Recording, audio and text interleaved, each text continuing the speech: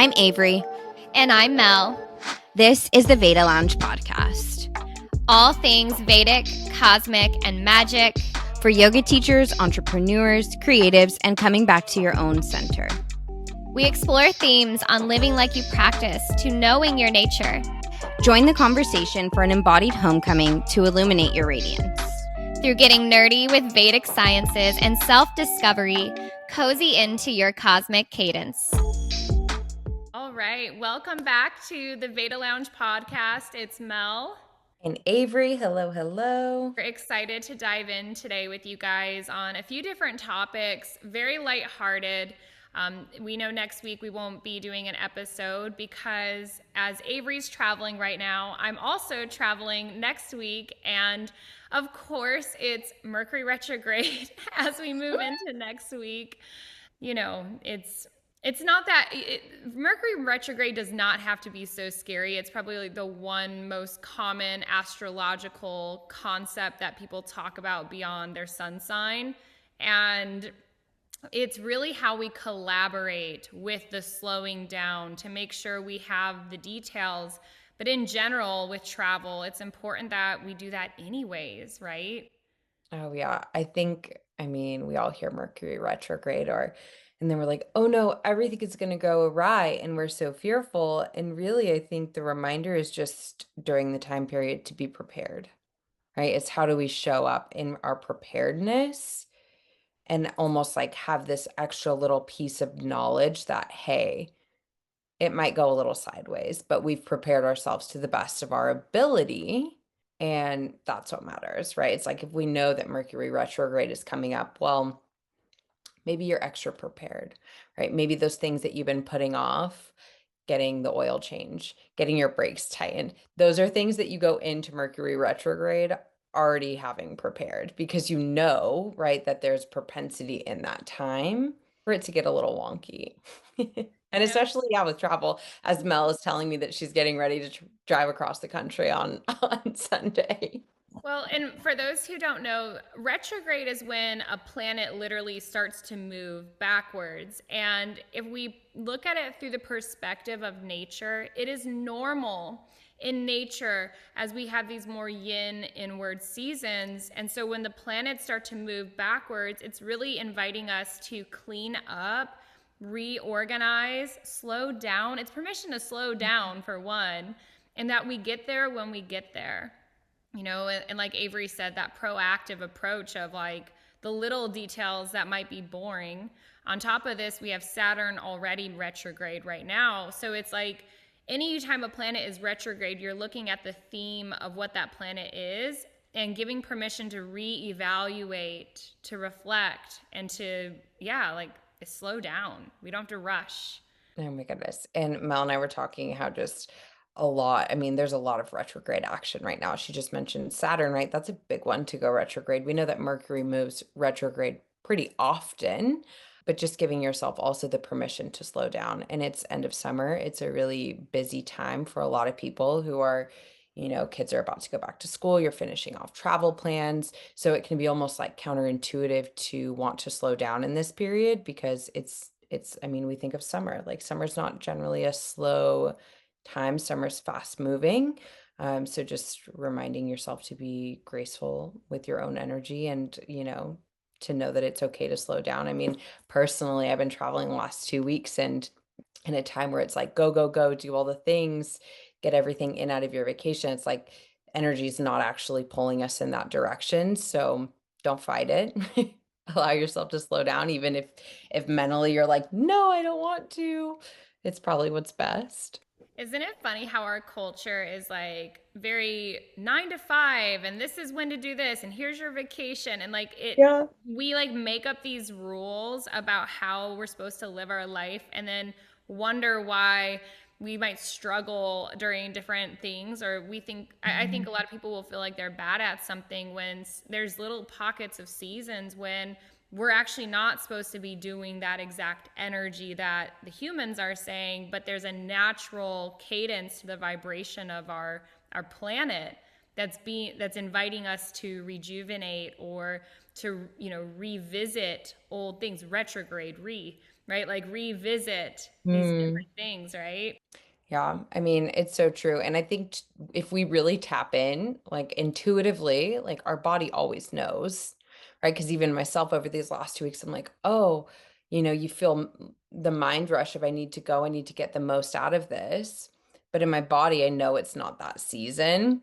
So that's what I speak of when it's like have grace, like sink into what the body is telling you. Because I mean, right now, intuitively, like I know, like I can feel it. It's like it's just slower, and fighting it is right. That's when we're not living in that alignment. We're not sinking in and honoring, right, the season. There's a Abraham Hicks, I think that's how you say her name, Esther Hicks, Abraham Hicks. She has a pep talk that I love to share with people.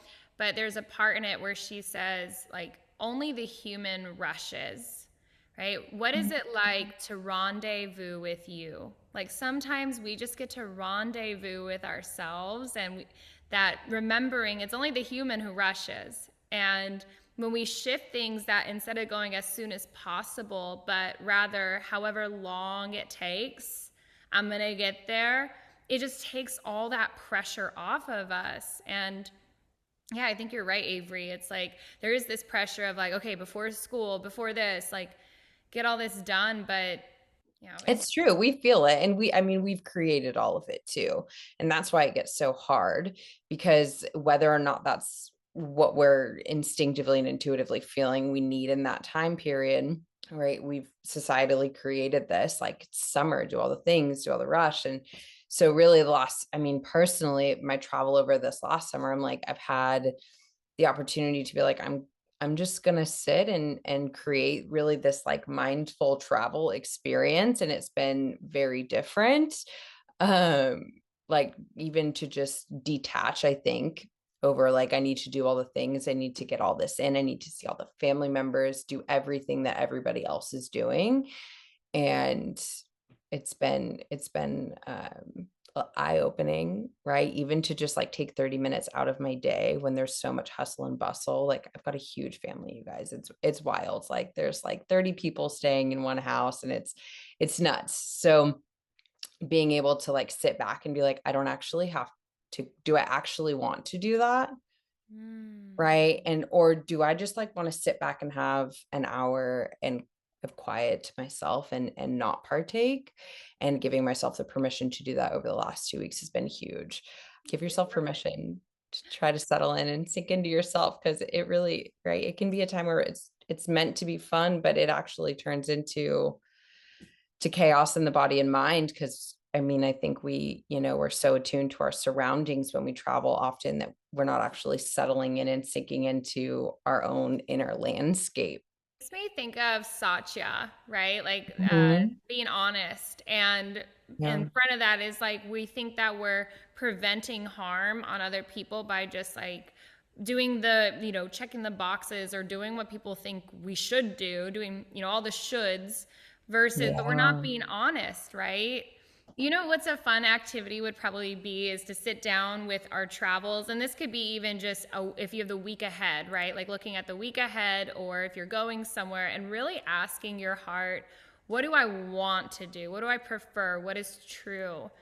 And then I a big one too, right, is the detachment element. I think when we travel and we have these ideas in our head and we're like, oh, I'm gonna do this, I'm gonna do that. It's gonna plan out this way. I'm gonna have this, it's taking a second to step back and saying, well, is that really presence?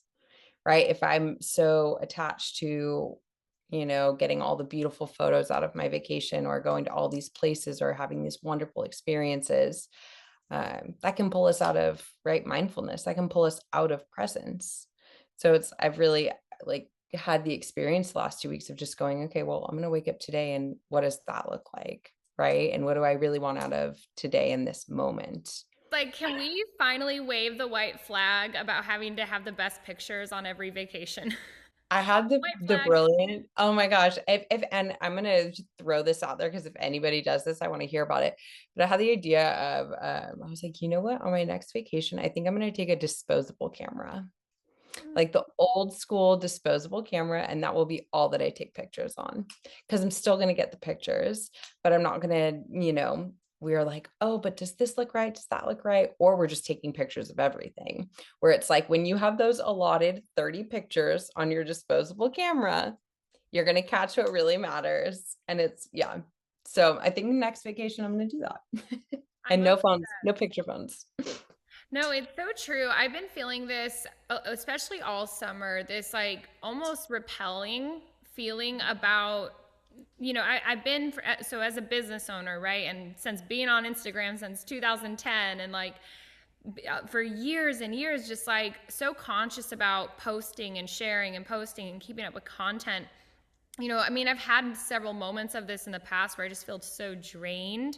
And it doesn't feel like it's coming from this authentic place at moments because you're trying to keep up with the obligation, what you think you should be doing.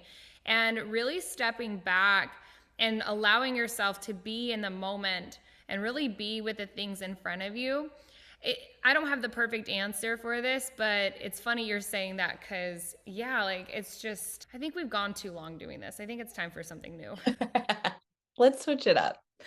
I had the conversation the other day. I was like, oh, part of me really just like wants to, get like an old school flip phone and carry around a disposable camera because we've gone too long. It's been what, 15 years? And I'm like, ooh, all right. But also, like, if we truly think about it, there's no better time to detach than summer, right? And I think we feel that pressure. We feel that, oh, but I need to be taking all the beautiful pictures, like you said, for Instagram, for my business, for this, for that. But it's like, what if we just stepped away from it? Right? What if we were just and even like on vacation, right? We'll travel. What if we just like stepped away from it for a moment? I think too, it's like allowing yourself to find the way in which you want to share. And Yeah. so maybe you're not showing up on social media as much, but you find a new way to show up, right? That feels way better.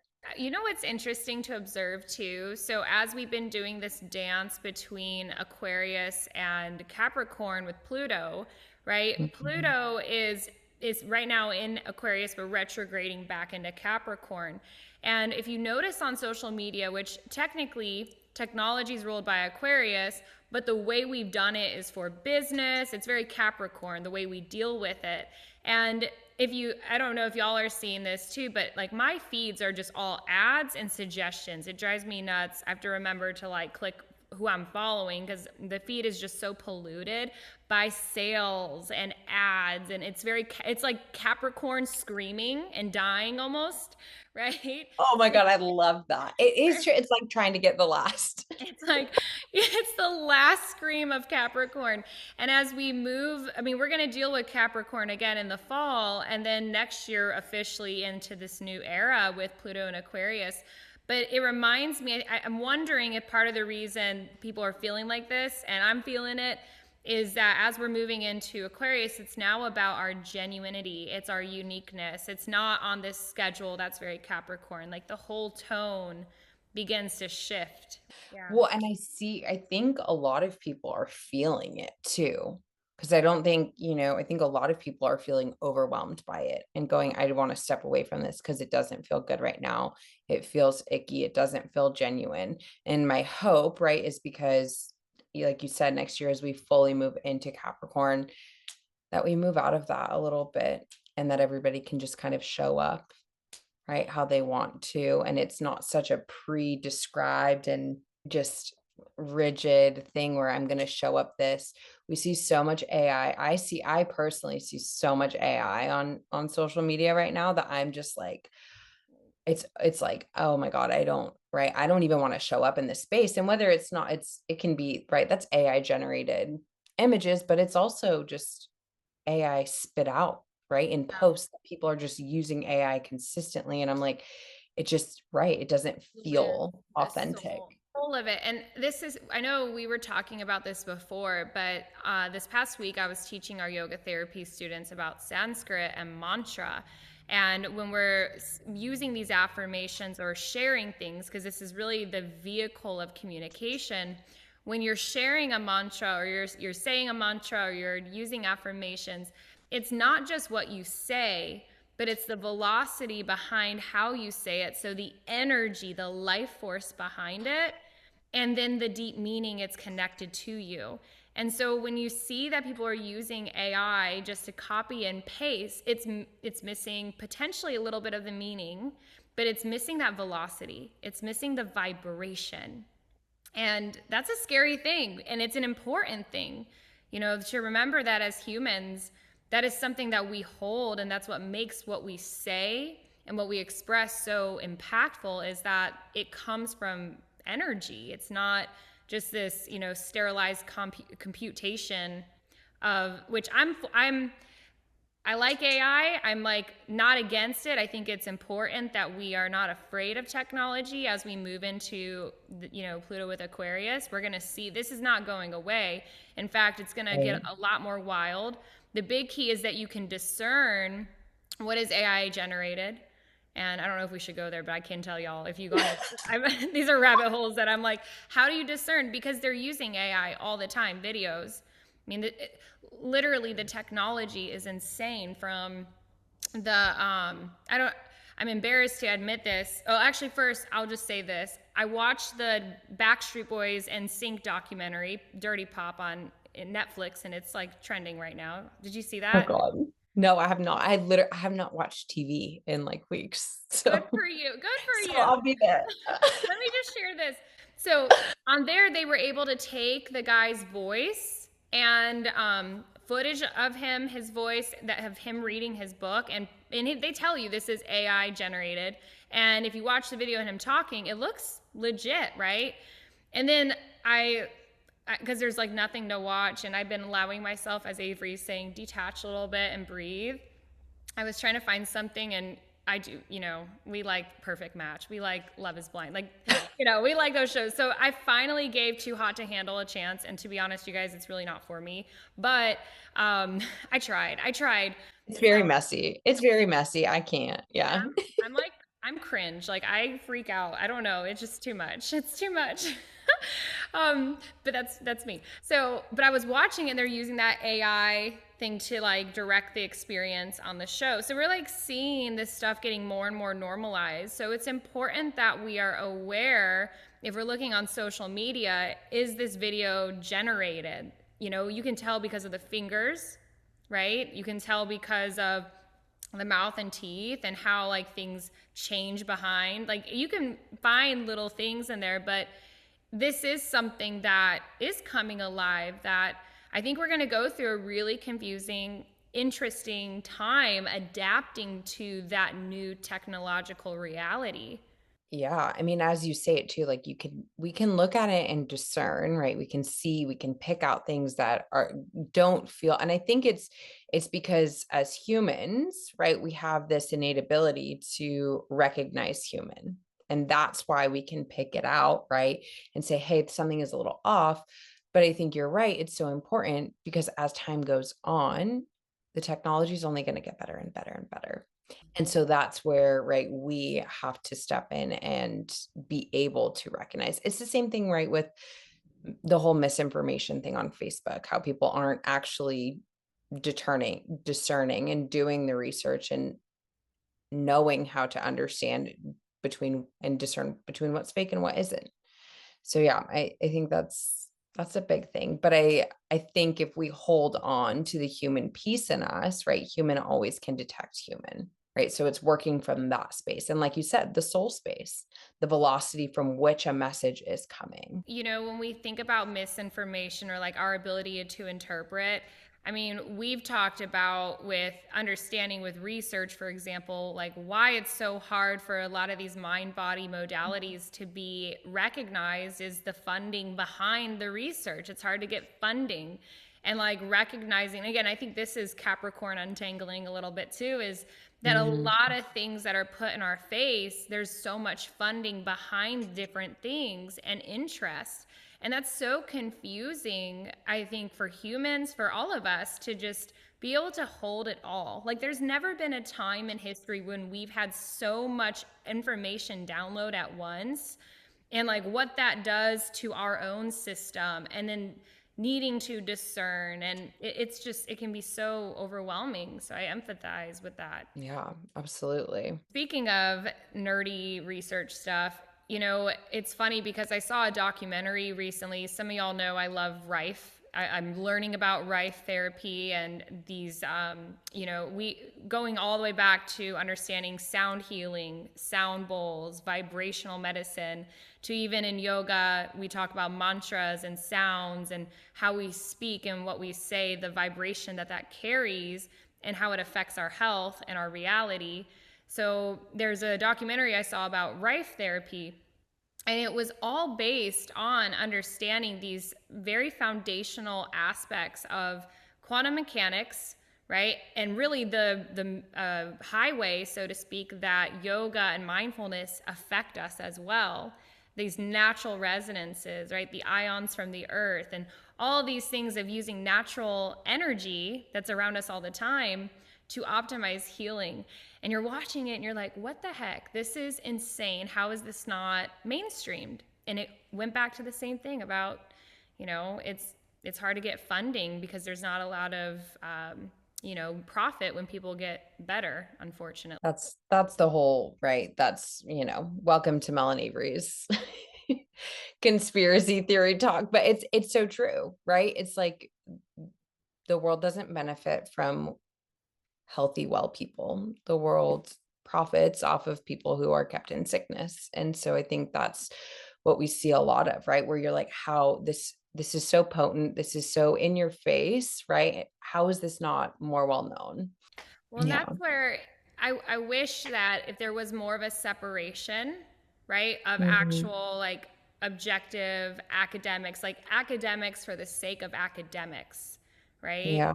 And this is where, because we have so much access to information, the gift of whether you're getting the answers, because I think a lot of people get so attached to finding the right answer and being right about something versus being in relationship with and exercising your muscle of your own discernment. Because, like Avery said earlier, we can feel things in the body.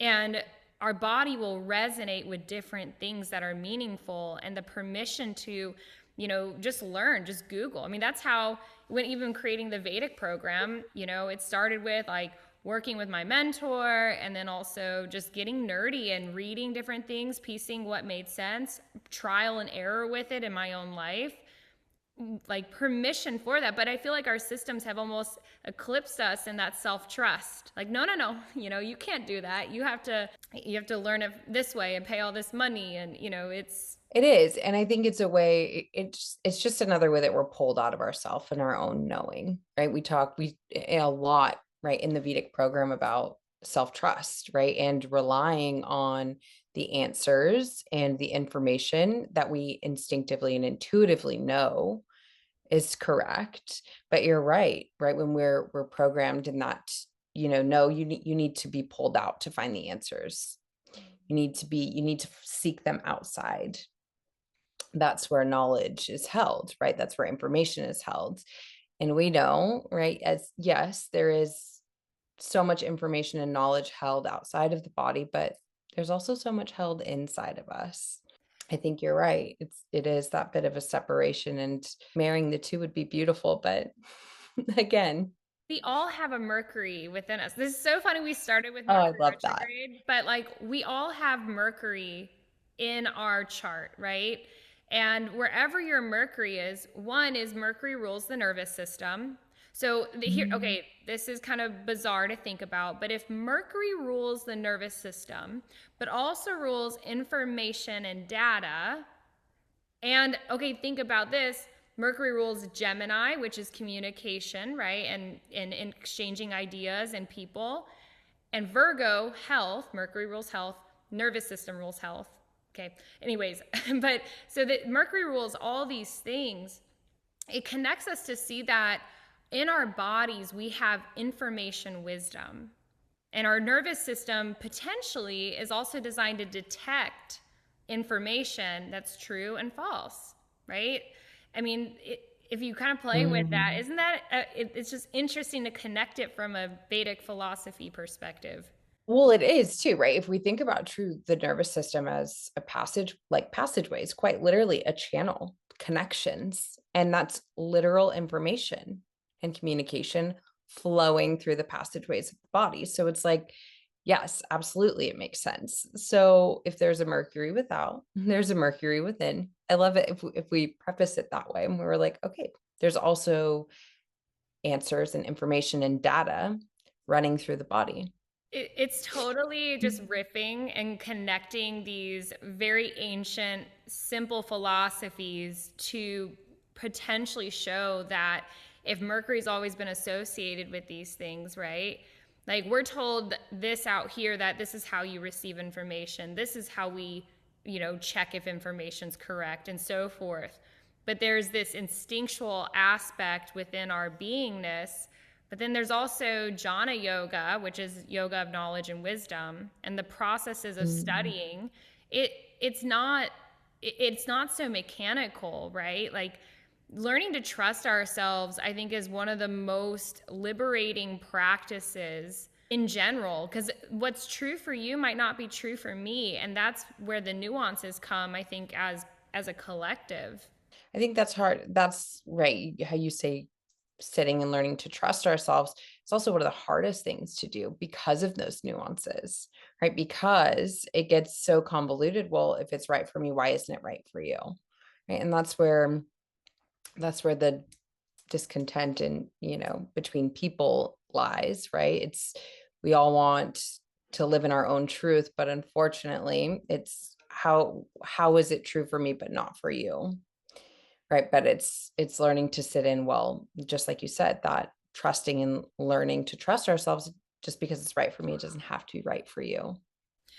The attachment, though, for it to be right for others, like the attachment that they need to Mm, agree with what I believe or be the way I want them to be, like this is again where yoga shows us that that's what creates suffering because we're attached to these outside things. When mm, we no longer make people wrong for being where they're at in their path with their beliefs, and we stay accountable to how we want to live through those circumstances and create choices in our life that are actually aligned to our truth. When we allow that, there's so much more peace. And I think people are more open to seeing different views versus us protesting all the time against something that's different because we don't understand or because it just doesn't match, but rather having compassion. It's mindfulness, right? Compassion and going, okay, okay. Like it's like the best response. If some you're like, okay, you well, know, I'm always like, how hard is it to just, like, mind my own business, mind my own body? Like, that should be, like, the easiest thing. like Should be so easy to just mind my business. no. But a lot of Mhm. our security, we're told, a lot of our security is by around belonging. Is not. Yeah. It's not uniqueness. It's uniform. Like that's the shadow. I'll be interested to see though how that shifts as we move into this greater age of Aquarius, right? And will our scripts, right, and schemas around this necessity to belong, because I think that's very Capricorn. I Mhm. think that that is very structurally created. So it'll be interesting to see as we move into Aquarius, does that begin to change? And by God, I hope it does, because how beautiful for all of us to be ourselves and mind our own business for the greater good of the collective. And I think when you say mind our own business, it's like being Right. accountable, right? Like for our Yeah. work and for what we want to create in our life, and everybody being unique. Part of what allows that is the compassion for humanity itself. I was gonna say I really believe that every human that's here right now, there is a really important purpose to all of it. The like whether it's dualistic or not, it's for all of it for our spiritual growth. There's something so divine about that. I feel like people don't realize how rare it is to be alive during a time like this, like with such rare astrology that's so wild. Absolutely. I feel, I mean, when we look at moving into this greater age of Aquarius, like age of Aquarius, right? I'm really excited. I also, you're so right. It's like, what divine purpose? Because it is such a rare time. The astrology is, I want to say it's very niche, right? The astrology right now is very niche. Well, Nostradamus was predicting, like this is part of Nostradamus's predictions, is Yeah. like this era. So there's something to it, right? It's so interesting. It's a whole rabbit Mm. hole. I'm not gonna go there today. Yeah, we won't go there. But it is. I mean, but you're also seeing like these similar themes too around, and this is all connected to Mercury. I actually love that. Mercury rules communication, and how do we convey language? Something that I do day in and day out is whether it's taking mindfulness and yogic philosophy, translating it so law enforcement or the military or corporations can understand and interpret something in their language, while also taking this deeper language and helping people on their path to become yoga teachers or yoga therapists, helping them fine tune to connect those roots to our modern times. But communication is the bridge. I mean, the throat chakra is the bridge between the mind and the body. And so Really. that's our expression. That's a huge key to the liberation of this time frame. Love that. I absolutely love that. And I love that you mentioned it's all leading to essentially the same thing, right? But it's how we decide to communicate it. And I think as yoga teachers, that's so important, right? Because nobody is on the same path and nobody is going to communicate or gravitate towards the same language. So I like that you speak to, right? It's how do we take this and apply it where, we're teaching yoga teachers on their path and we're guiding them to then share the knowledge, but then how do we take this to a completely different population, right? Like first responders or something like that. And then you cultivate and craft the language to where it resonates there. Well, and this is where, one, in the yoga industry, a big challenge is that there's a lot of belief that there's one way and this is the only way. And I find it ironic because yoga is non-attachment. Yoga is presence, and people in the yoga world get so trippy about this is my way, this is the only way, or that's wrong yoga, that's not yoga. I mean, all of that is illusion. And every human is doing their own yoga. If you're going to work every day and doing what needs to be done to feed your children, you're practicing karma yoga. If you're falling in love and pouring your heart out through poetry and presence, that's bhakti, right? Like there's so many different expressions of yoga. And so this like fine-tunement of right and wrong is actually counter the philosophy itself, but I think it keeps people from having access. Like I'm passionate about people having access to this information so they can discern for themselves, right? So if we're doing these gatekeeping and we're not helping through communication, that's what Mercury does. It's to help connect these bridges. Another fun little fact about the throat chakra. So the indriyas, which are our senses, we have like our basic senses, which are, sight, taste, touch, etc. But then you have your action senses, which is like, feet, hands, and so forth. And that's a whole other conversation. But we have the element ether, which is space and vibration. It's connected to the throat chakra.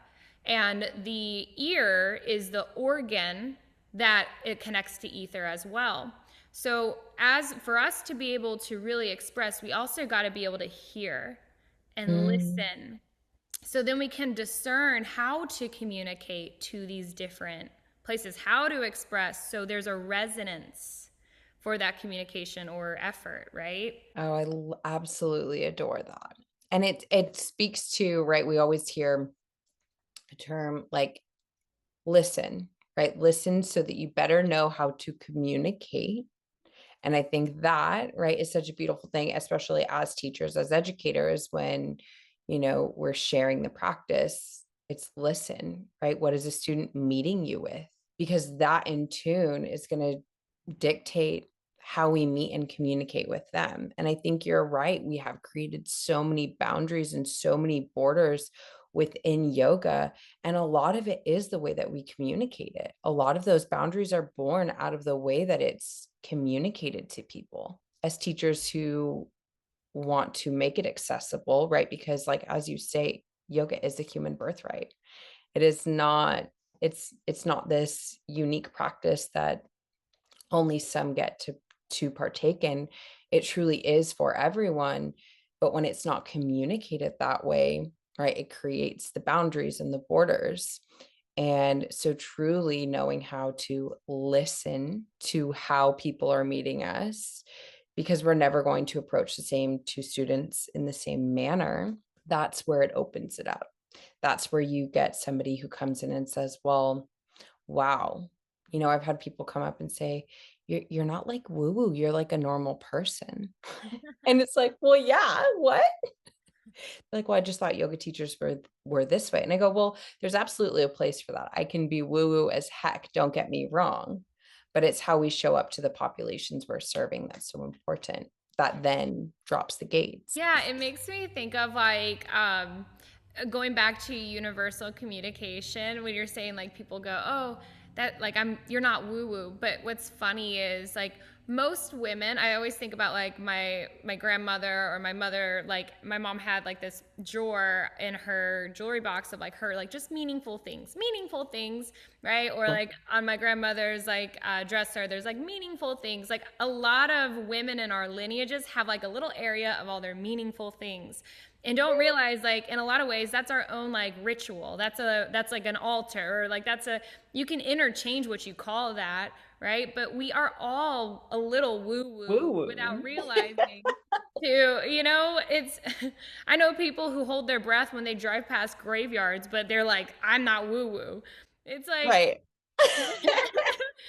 what does that even mean, right? So when we debunk this a little bit and have compassion of, okay, let's get out of the antics and let's just get into Right. presence, because all humans have faculties of feeling connected to the seen and the unseen, whether they Mm, deny it or know how to articulate it, or are in love with it and immerse in it. We all have these things we can relate on. And that's the key, though, is like, how do we relate on these things? And then meeting people in a place where they feel safe and seen and heard. So then they can be themselves in it, right? absolutely. I love that. You're like everybody. Everybody is woo woo. Everybody's got it. Every woman has a shrine. Yeah. It's so true. Oh my gosh. And I never thought of it that way, but it's absolutely true. And I think about even some, I mean, if we even want to get like to the nitty gritty of it, it's like, yeah, superstitions. Like superstitions are, you want to call it woo woo, like that's way woo woo.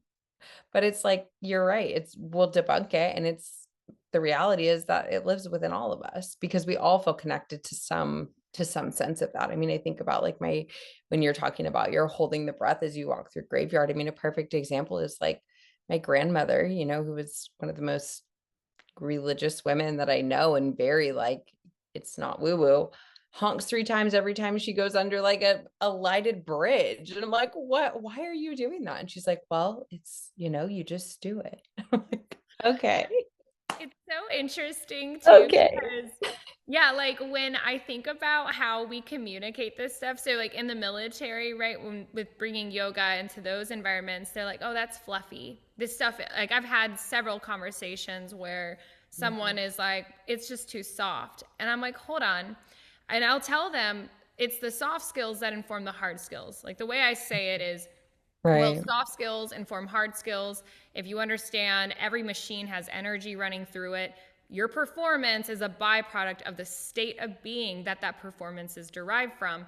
And so I debunk it really fast, but it is like this odd place that, as our population in our modern times is so addicted to like the physical, Mhm. but yet we just don't know how to talk about, we just don't know how to be in relationship with entirely the immaterial aspect or these subtle things within us, because we really weren't taught that in these traditional school settings. Or like it's just, we're talking about the same thing but not really, so meaning gets lost because we're all talking about the same thing but just using different words for it.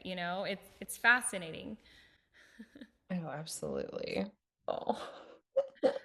Oh. Yeah, like in the military, they're like, okay, we're going to have a performance statement, which is really just an affirmation. Like, y'all are just intention setting. Right. As they go through singing all their songs, I'm like, What? That's just like, Yeah, you're that's just vibration. That's just energetic vibration that makes you feel good. But go ahead, sing your war songs. It's fine. yeah, or yeah, the cadences that they do. It is. It's like Oh, it's like singing and it's so fascinating though. And I think if people saw the common threads, and I know people get defensive over this stuff too, and they're oh, like, no, absolutely. it's different. But I think that the art of being human is there are these fundamental things in our nature, coming back to vibration and energy, coming back to the nervous system and connecting. Well, this is so interesting because I really think it just as it, we circle back to Mercury, something's going on because we keep circling back to him. But really, as we've talked, a lot of this is born out of communication, right? The necessity to listen and then know how to communicate. And then as we talked a little bit in the beginning, right, learning to sit in with our own bodies in states of mindfulness.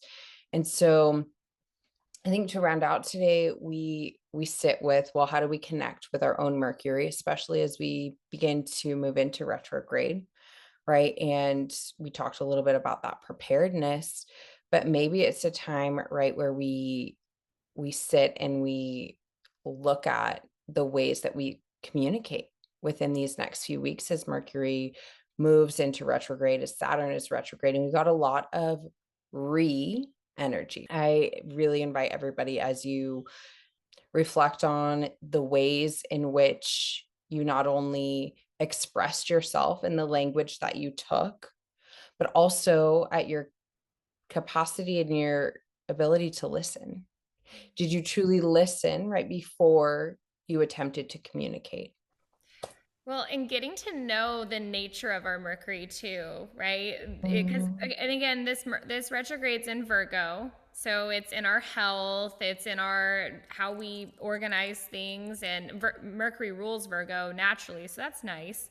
But it does. It's like the nature of how we communicate and art, express things. Mercury's the merchant, right? Like he rules business, he rules travel, he rules communication. So anything in those areas. And if you look in your own chart, there's two ways y'all can do this is if you look up your birth chart, see where and whether it's Western or Vedic. Again, if you do Western, it's like avatar you, personality, how your personality Mercury. Vedic is going to be the lessons you're learning with Mercury. But when you look, where is Mercury? What does that mean? And being able to befriend your Mercury. But then also, if you look in your Western chart for Virgo and look at, because that's where Mercury's going retrograde, where's Virgo in your Western chart? And it'll tell you what area of life is being highlighted during this time. Because the key is, and I think Avery can attest to this too, is as we are deepening into self-awareness and then also like reflection of how to align it a little bit better to your truth, those things are like a muscle, and we exercise self-awareness by using it, not beating yourself up about it, but just collecting data, which is Mercury, just collecting data and going, oh, and then playing with what you do with it. And that can give you a lot more insight in how to befriend yourself even more. And through these experiences, that's what builds our own presence in the day-to-day living with, whether it's Joy Tish or just mindfulness in general. It's just inquiry. Absolutely. Well, and as I prep to go and teach about the nervous system being the center of all human performance next week, I'll be speaking at a conference. This was perfect. Thank you all so much. Yes, we'll see you guys next time.